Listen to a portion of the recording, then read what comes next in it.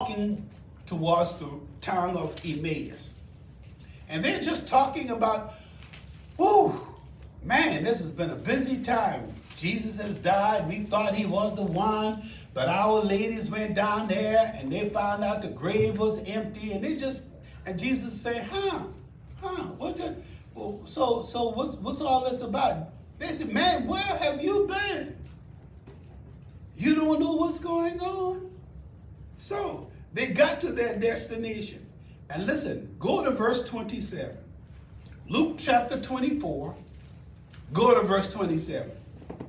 And beginning at Moses and all the prophets, he expounded to them in all the scriptures the things concerning himself.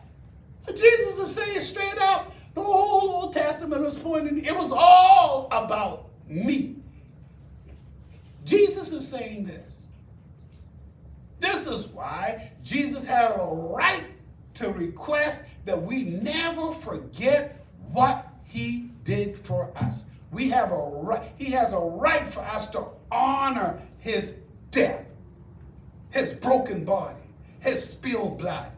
It's good for us to pause and remember what Jesus did for us. John chapter 5, verse 39. You study the scriptures diligently, this is Jesus talking, because you think that in them you have eternal life. These are the very scriptures that testify about me. Yet you refuse to come to me to have life. You see, some of you may be surprised. Jesus knew who he was. He never hid it. He consistently told us who he was. And then for a last example, go to John chapter 8. John chapter 8, starting at verse 56. Jesus is talking. Your father Abraham rejoiced to see my day, and he saw it and was glad. Then the Jews said to him, you are not yet 50 years old, and here you say you have seen Abraham? And Jesus said to them, most assuredly, I say to you, before Abraham was, I am. And when Jesus said that, they took up stones to throw at him, but Jesus hid himself. Why? Because when Jesus said that, they were saying, he's claiming that he is God. That's who we're talking about. There is no way that person, that being, can no longer matter. There's no way, no matter your age, you can say Jesus doesn't matter anymore. There is no way when you observe and examine the impact in all of history, you can say he doesn't matter. And if it was the church that he left in charge to go through all the world to make disciples that he built, and for 2,000 years he has been keeping it, how can you dare say the church no longer matters? That's my point in this message. But I don't want you to prove anything to me. What I want you to do is this. I want you to simply attempt to prove to yourself that Jesus doesn't matter. And how I want you to prove it, I want you to explain all these ways Jesus has impacted our history. Explain it. That's all I'm asking you to do. Don't explain it to me. I want you to explain it to yourself. And explain it to yourself in a manner that you don't have to keep going to, well, it just so happened that.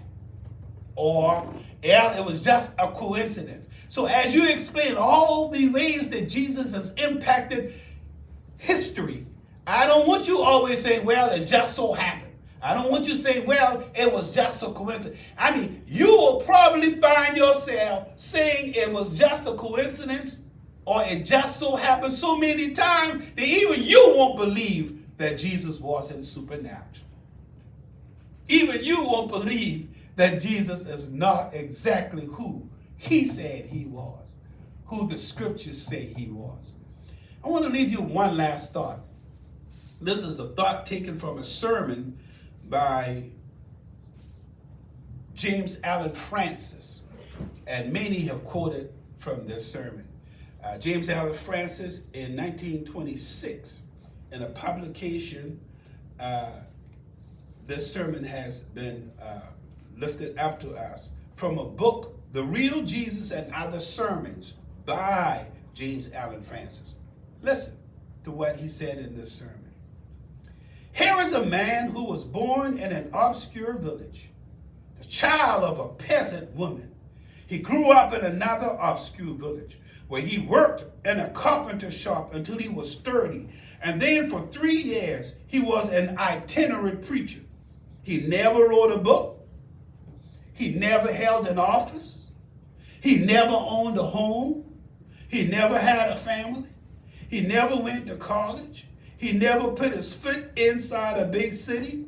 He never traveled 200 miles from the place where he was born. He never did not one of those things that usually accompany greatness. He had no credentials but himself. He had nothing to do with this world except the naked power of his divine manhood. While still a young man, the tide of public opinion turned against him. His friends ran away. One of them denied him. He was turned over to his enemies. He went through the mockery of a trial. He was nailed to a cross between two thieves. His executioners gambled for the only piece of property he had on earth while he was dying, and that was his coat. When he was dead, he was taken down and laid in a borrowed grave through the pity of a friend.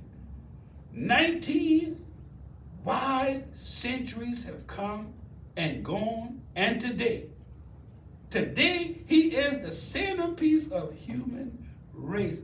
2,000 years plus have gone. This, I know, never traveled more than 200 miles. Only lived to be 33 years old. Only had a public life of 3 years. And look at the impact he has had on the whole world. How do you explain it without invoking the supernatural? That's my challenge to you. See if you can do that. See if you can explain that. Died at 33. He was only in the public eye 3 years, and yet he had this kind of impact in the whole history of man. I want all my young people to be listening. Who else can you say has had that same kind of impact? If you can't find somebody, then you must convince yourself Jesus still matters. And if Jesus matters, the church matters. That's my challenge. That's my request. Make an attempt to explain away the impact Jesus has had in world history, considering splitting time into BC and AD. Consider the fact he only had 3 years in the public life. I try to explain it without invoking the supernatural. If you can do that, then you can remain an atheist. If you can do that, then you can say, well, I don't have no need for this Jesus guy.